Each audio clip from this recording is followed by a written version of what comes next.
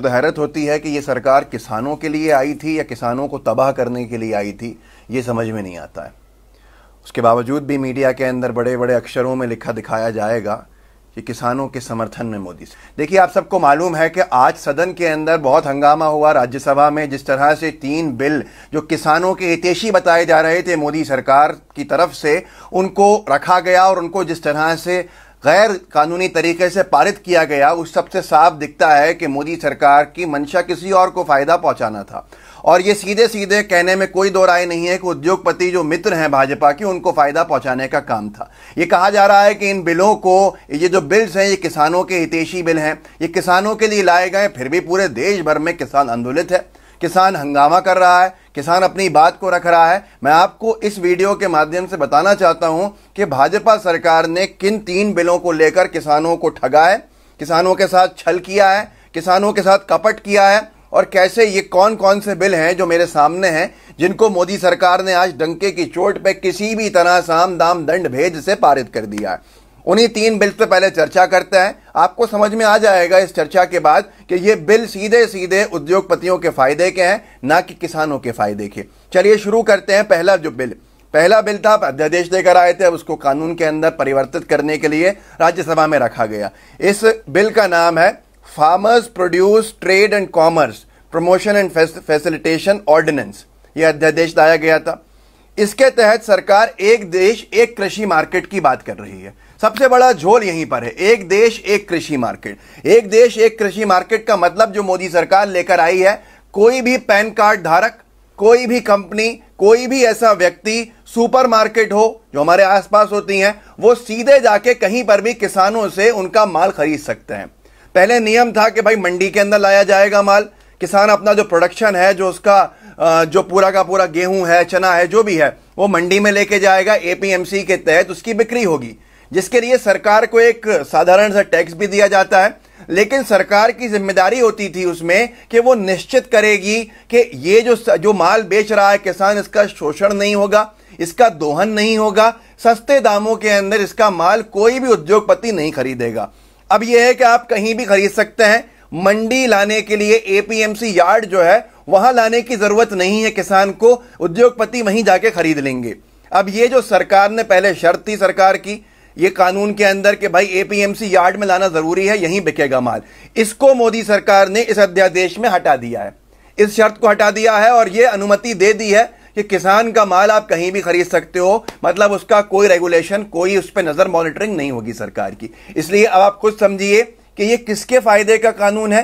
ये उद्योगपतियों के फायदे का कानून है या किसानों के फायदे का कानून है। वो किसान जो इस गारंटी के साथ आते थे कि उनका माल सही दाम में खरीदा जाएगा, अब ये सीधे सीधे खत्म हो रहा है धीरे धीरे। जब किसानों को वहीं लेके जाने लगेंगे, उनका माल वहीं खरीदने लगेंगे, एपीएमसी यार्ड में आना धीरे धीरे कम हो जाएगा। सरकार को टैक्स का नुकसान होगा, वो अपनी जगह पे है, जो बहुत कम है, लेकिन उससे बड़ा नुकसान उद्योगपतियों के द्वारा पहुंचाया जाएगा हमारे किसान भाइयों को। अब देखिए आप इसके अंदर और क्या चीज है। इस अध्यादेश के तहत किसानों का माल खरीदने वाले पैन कार्ड धारक व्यक्ति, कंपनी या सुपरमार्केट को 3 दिन के अंदर किसानों के माल की पेमेंट करनी होगी। कितना अच्छा लग रहा है सुनने के अंदर कि भाई जो कंपनी खरीदेगी किसान का माल, वो इस कानून के हिसाब से जो मोदी सरकार ने अब बदलाव किए हैं, 3 दिन के अंदर उसको किसानों का पैसा देना पड़ेगा। बहुत अच्छा लग रहा है। अब लेकिन इसके अंदर झोल जो है, पेंच जो है, वो ये है, ये कैच है इसके अंदर कि अगर वो 3 दिन में नहीं देंगे पैसा उद्योगपति किसान का, तो किसान कोर्ट नहीं जाएगा, बल्कि किसान एसडीएम के पास जाएगा शिकायत करने। एसडीएम एक कमेटी बनाएगी इन दोनों पक्षों का के विवाद का समाधान करने के लिए कि भाई जो उद्योगपति हैं और जो किसान हैं उनको बिठा के समाधान कराया जाए। अगर वो समिति फेल हो जाएगी किस बात का समाधान करने के अंदर, कि भाई किसान की शिकायत कर रहा है कि उसका पैसा नहीं मिला है, उसको तो तुरंत पैसा दिलाने का आदेश किया जाता नहीं। अब समिति उसके ऊपर कॉम्प्रोमाइज कराएगी कि साहब आप कम पैसों में चलिए, थोड़ा सा कर लीजिए, एडजस्टमेंट कर लीजिए। ऐसा बिल है ये।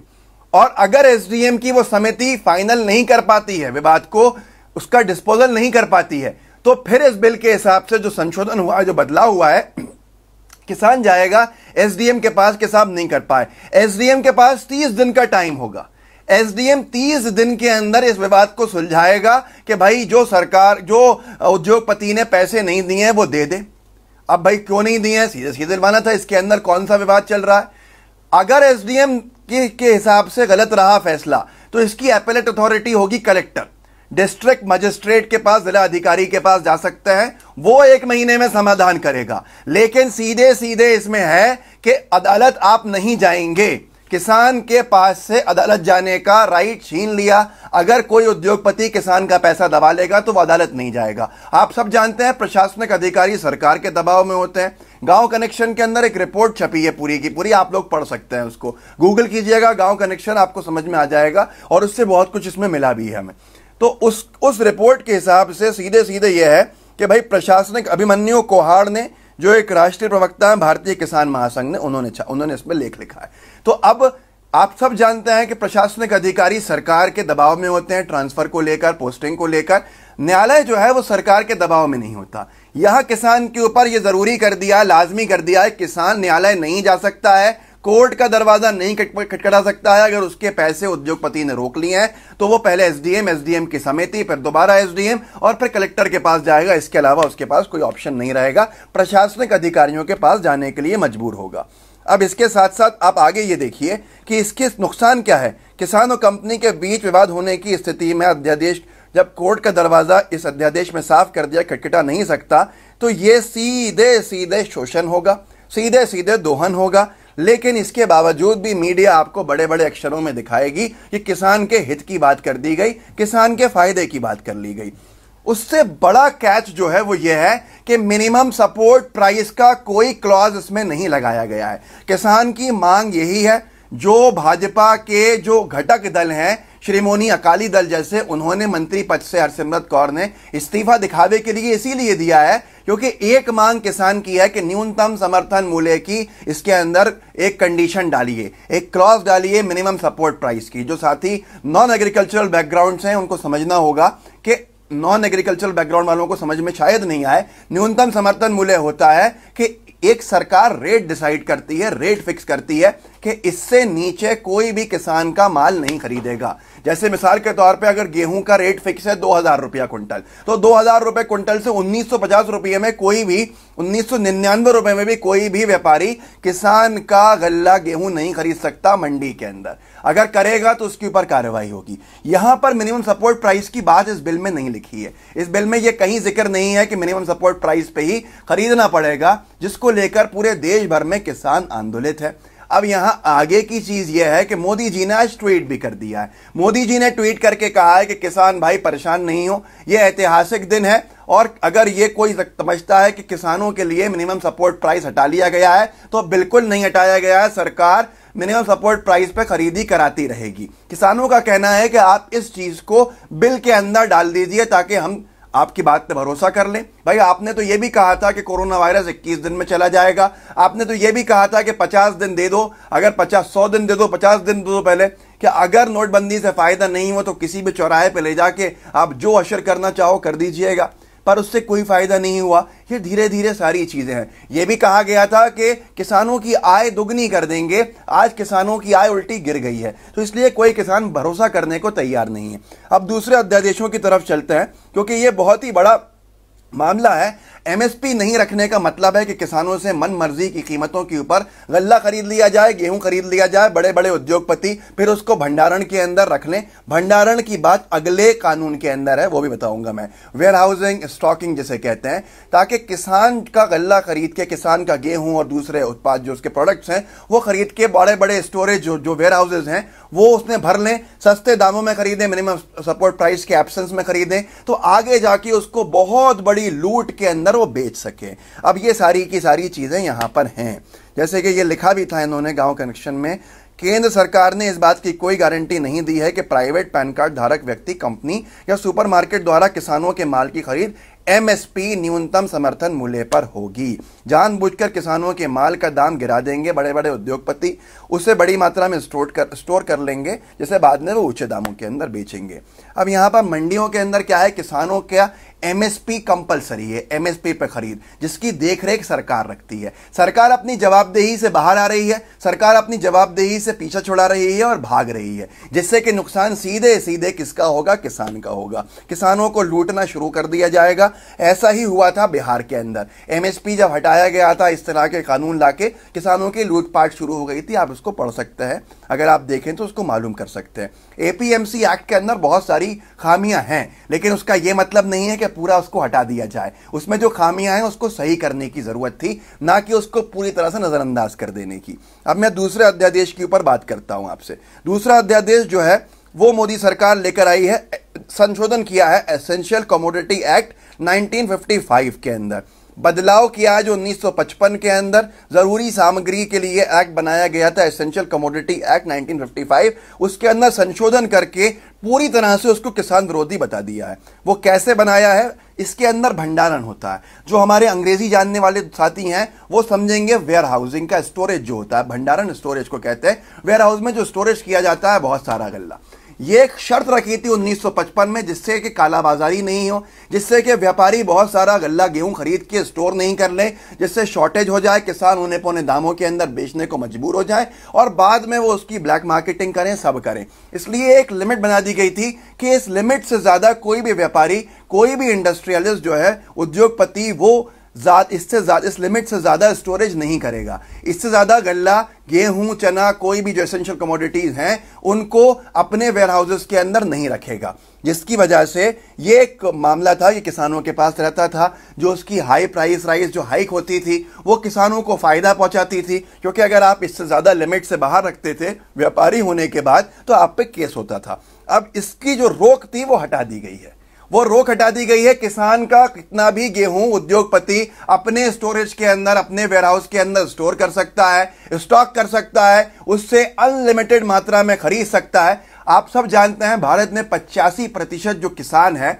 वो लघु किसान है, वो जो गरीब किसान होता है, सीमांत किसान कह लीजिए, वो है, और उसके पास जो होल्डिंग कैपेसिटी है वो नहीं है। अब ये होगा कि जबरदस्ती उससे बहुत तेजी के अंदर बहुत सारा उसकी फसल लाने के ऊपर माल खरीद लिया जाएगा, व्यापारियों द्वारा अपने वेयरहाउसेस के अंदर स्टोर कर लिया जाएगा, और जैसे ही स्टोर करके जब दाम बढ़ेंगे तो उसको ज्यादा दामों के अंदर व्यापारी बेचेंगे।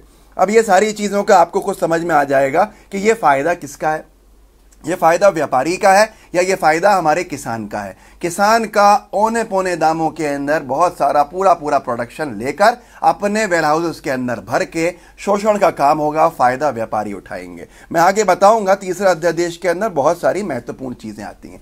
तीसरा अध्यादेश जो है वो है कॉन्ट्रैक्ट फार्मिंग के विषय में लागू किया गया है, जिसका नाम है the farmers agreement on price assurance and farm services ordinance. इसके तहत कॉन्ट्रैक्ट फार्मिंग को बढ़ावा दिया जा रहा है। मतलब जमीन किसान की होगी, पर वो एक तरह से अपने जमीन पे खेती नहीं कर रहा होगा, बल्कि मजदूरी कर रहा होगा, क्योंकि वो एक बड़ी कंपनी से कॉन्ट्रैक्ट साइन कर चुका होगा, उस कंपनी के लिए उसके हिसाब से अपनी जमीन पर खेती करने का। ये कॉन्ट्रैक्ट फार्मिंग यूएस में, इंग्लैंड के अंदर, जो पश्चिमी देश हैं उनके अंदर बहुत पहले से हो रही है, और इसके नुकसान बहुत सारे वहां देखने को मिले हैं। इससे सीधे सीधे शोषण होता है किसका, वहां के किसान का। वहां पे और हम में अंतर यह है कि वहां के किसान जो हैं वो जीवन यापन के लिए नहीं करते हैं खेती, बल्कि व्यापार के लिए खेती करते हैं। हमारे यहाँ का 85% किसान वो है जो अपनी जिंदगी चलाने के लिए खेती करता है, और उसकी पूरी जिंदगी जो है, उसका जीवन यापन जो है वो उस पर निर्भर है, अपनी जमीन पे जो चाहे। अब अपनी मर्जी से वो बहुत कुछ नहीं लगा सकता। अगर वो कॉन्ट्रैक्ट फार्मिंग में चला गया, उद्योगपति आएंगे, उसको बड़ी बड़ी रकम देंगे, पगड़ी देंगे, और उसको एक तरह से बंधुआ मजदूर बना लेंगे, क्योंकि उसको जरूरत होगी, पहले वो पैसा ले लेगा, जिस पैसे को वो लौटा नहीं पाएगा, और कॉन्ट्रैक्ट फार्मिंग में उलझता रह जाएगा। इसके अंदर बहुत सारी चीजें होती हैं। आप देखिए, पढ़ के सुनाता हूं। इस अध्यादेश के जरिए केंद्र सरकार कृषि का पश्चिमी मॉडल हमारे किसानों को थोपना चाहती है, लेकिन सरकार ये बात भूल जाती है कि हमारी किसानों की विदेशी किसानों से तुलना करना सही नहीं है। अनुभव बताते हैं कि कॉन्ट्रैक्ट फार्मिंग से किसानों का शोषण होता है। पिछले साल गुजरात में पेप्सिको कंपनी ने किसानों पर कई करोड़ का मुकदमा किया था, जिसे बाद में किसान संगठनों के विरोध में चलते कंपनी ने वापस ले लिया था। आप खुद सोचिए कि ये मामले पूरे के पूरे, अब ये अध्यादेश किसानों के हितैषी हैं या किसानों के विरोधी हैं। मैंने पहला आपको बताया, आपके सामने था, जो तीनों के तीनों जो बिल्स हैं जिसके विरोध के अंदर आज किसान है।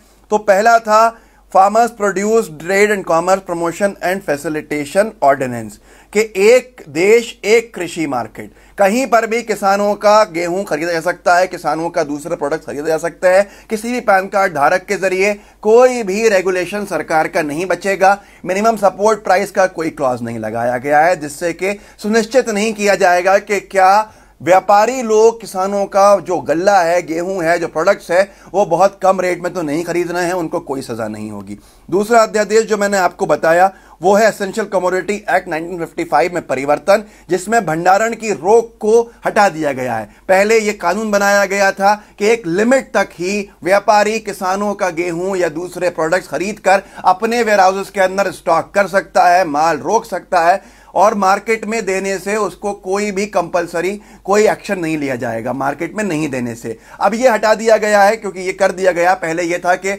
वो नहीं रोक सकता, उसको बाहर निकालना पड़ेगा, वो ज्यादा स्टॉक नहीं कर पाएगा। अब ये रोक हटा ली गई है और किसानों की जगह पे व्यापारियों को पूरा पूरा राइट दे दिया है कि वो जितना चाहें भर सकते हैं अपने वेयरहाउसेस में, जब चाहें बेच सकते हैं। खास तौर पर इसके अंदर आलू, प्याज, दलहन, तिलहन व तेल के भंडारण पे लगी जो रोक थी उसको हटाया गया है। अब आप खुद सोच लीजिए इससे फायदा किसको होता है। आलू हो, प्याज हो, दलहन हो, तिलहन हो, तेल, ये सब के सब जो है व्यापारी लोगों को खरीदना होता है। पहले जितनी जरूरत होती थी उतना खरीद सकते थे, फिर धीरे धीरे किसानों को फायदा पहुंचता था। अब ये रोक हटा दी है। तीसरा अध्यादेश मैंने आपको बताया कॉन्ट्रैक्ट फार्मिंग। कॉन्ट्रैक्ट फार्मिंग से नुकसानदेह कुछ नहीं है। अब आप खुद बता दीजिए, आपने ये वीडियो देखा, ये तीनों के तीनों जो बिल्स हैं ये कॉन्ट्रैक्ट फार्मिंग का हो, मिनिमम सपोर्ट प्राइस नहीं होते हुए वन नेशन वन मार्केट का हो, कहीं भी किसानों का गल्ला कोई भी व्यापारी खरीद सकता है, या दूसरा भंडारण पे लगी रोक को, वेयर हाउसिंग स्टॉकिंग पे लगी रोक को हटा दिया गया है। ये सीधा सीधा फायदा किसानों का है या उद्योगपति का है। आप में से जो भी समझदार है वो समझ जाएगा कि ये पूरा फायदा उद्योगपतियों का है, उद्योगपतियों की सरकार। अब मैं आपको एक चौंका देने वाला एक खुलासा करता हूं, इस वीडियो के आखिरी में कर रहा हूं। जियो कृषि ऐप लॉन्च की है जियो ने, रिलायंस ने जियो कृषि ऐप लॉन्च की है कुछ महीने पहले, जिसके अंदर वो सीधे सीधे एक मार्केट देना चाहता है किसानों को, वहां से वो फर्टिलाइजर खरीद सकते हैं और अपना गल्ला भी आगे जाके वो बेच पाएंगे वहां पर। तो क्या ये इससे टकराता नहीं है? रिलायंस की जियो कृषि ऐप, जहां पे किसान अपना गेहूं बेच सकता है, जबकि इससे पहले नियम था कि किसान का कहीं भी आप खरीदने के बजाय मंडी में खरीदेंगे। कुछ इसके अंदर लोगों ने, जानकारों ने यह भी जानकारी दी है कि क्या करना चाहिए था। देखिए, 3 निष्कर्ष लिखे हैं इन महोदय ने गांव कनेक्शन में। ये तीनों अध्यादेश किसानों के अस्तित्व के लिए खतरा है, क्योंकि सरकार इनके माध्यम से आने वाले समय में किसानों की फसलों की खरीद न्यूनतम समर्थन मूल्य यानी MSP पर बंद करने की तैयारी कर रही है। ये अध्यादेश असंवैधानिक है, कृषि राज्य सरकारों का विषय है, इसलिए केंद्र सरकार को कृषि के विषय में हस्तक्षेप करने का कोई संवैधानिक अधिकार नहीं है। तीसरा, ये तीनों अध्यादेश अलोकतांत्रिक हैं, क्योंकि जब पूरा देश कोरोना वायरस महामारी से लड़ रहा है और संसद भी बंद है, उस समय ये तीनों अध्यादेश सरकार लेकर आई है। इन अध्यादेशों को लाने से पहले सरकार ने किसी भी किसान संगठन से विचार विमर्श भी नहीं किया। एक स्कीम है उझावर संस्थाई, ये तमिलनाडु में चलती है, करुणानिधि जी के ज़माने में आई थी। इसके अंदर क्या किया गया था, उद्योगपति जो दलाली करते हैं बीच में, जो व्यापारी हैं, इनके सिस्टम को हटा दिया गया है और किसानों को और खरीदारों को एक तरह से जोड़ लिया गया है। किसानों को इससे सीधा सीधा, और जो मार्केट बनाए गए हैं तमिलनाडु के अंदर, उसमें यह कंपलसरी है कि जो किसान है उसी को अनुमति देंगे, जो खरीदार रिटेलर है, जो आम नागरिक है, उसको एंट्री देंगे। व्यापारी उसमें ब्लैक लिस्टेड है, वहां नहीं आ सकते हैं, जिससे कि सीधे किसान अपना प्रोडक्ट जो बेचता है वो एंड यूजर को बेचता है, जो उसका रिटेल खरीदने वाला वो आम नागरिक है, जो अपने घरों के लिए सामान खरीद रहा है। इससे 15% कम में जो खरीदार है उसको मिलता है अपने घर के यूज के लिए सामान, और 20% ज्यादा मिलता है किसान को। अगर हम किसान को फायदा पहुंचाना चाहते ही थे तो हम इस तरह की कोई स्कीम लेकर आते। लेकिन एक बात साफ है कि मोदी सरकार ने लोकतंत्र की हत्या कर दी। कैसे हत्या की? राज्यसभा में ध्वनि जो मत है उससे पारित किया गया, और ये सीधे सीधे एक ही चीज है। इससे सीधे एक चीज पता चलती है कि इनके पास नंबर्स नहीं थे, इसलिए ध्वनि मत का प्रयोग किया गया। ध्वनि मत जब किया जाता है जब कोई साधारण सा बिल पास करना हो, राज्यसभा के अंदर ध्वनि मत करके ये बताया गया कि आप जो समर्थन में है इस बिल में वो हाँ की आवाज़ लगाइए, जो ना की आवाज़ लगाने वाले हैं वो अब चिल्लाइए, जिसकी आवाज़ तेज़ होगी बिल पास कर दिया जाएगा। डेरेक ओब्रायन हो, राजीव सातव जी हों, ये सब लोगों ने वहाँ हंगामा भी किया है, किसान भी हंगामा कर रहा है। सबसे बड़ी चीज़ ये है कि ध्वनि मत अगर लोग नहीं मानते हैं विपक्ष, तो फिर दूसरा मत का दूसरे तरीके से मत कराया जाता है, मत विभाजन। लेकिन मोदी सरकार तैयार नहीं हो। इसको ऐतिहासिक दिन बताया जा रहा है, जबकि ये काला दिन है। बड़ा आरोप ये भी रहा, जो सामने देखा भी, राज्यसभा का टेलीकास्ट रोक दिया गया जिससे कि बाहर लोग नहीं देख पाए। उसके साथ साथ दूसरी चीज क्या की गई, जिससे कि सीधे सीधे पता चलता है कि विपक्ष की बात सुनना ही नहीं चाहती है सरकार, उनकी एक नहीं सुनी और अपने हिसाब से मोदी सरकार आगे बढ़ती चली गई। आप सोचिए राज्यसभा की फीट कैसे काट दी गई, क्योंकि मोदी सरकार बाहर के लोगों को बताना नहीं चाहती थी कि वो अंदर क्या कर रही है। अब दोस्तों आप सबके सामने है कि मामला क्या है, आगे आपका निर्णय है, आप फैसला कीजिए कि कौन सही है कौन गलत है। लेकिन अगर आप ये वीडियो पूरी सीरियसली देखा होगा आपने, तो आप इस वीडियो के बाद समझ जाएंगे कि मोदी सरकार किसान विरोधी सरकार है। किसानों से कोई भी बात नहीं की गई है। जबकि मैं आपको एक पुराना फोटो दिखाता यहां पर, जिसके अंदर आप गूगल कर सकते हैं, मनमोहन सिंह जी जब प्रधानमंत्री थे तो किसान नेताओं के साथ वो बैठे हुए बात सुन रहे थे उनकी। साधारण किसान भी प्रधानमंत्री से बात कर सकता था, आज की तारीख के अंदर नहीं कर सकता है। ये आप सबके सामने है, ये आपने देख लिया। मोदी सरकार कह रही है किसानों के लिए बिल लाए हैं, पर किसान ही आंदोलित है और किसानों से कंसल्ट भी नहीं किया गया है। तो लोगों का कहना है कि उद्योगपतियों के लिए ये बिल है। इस वीडियो को आगे शेयर कीजिएगा।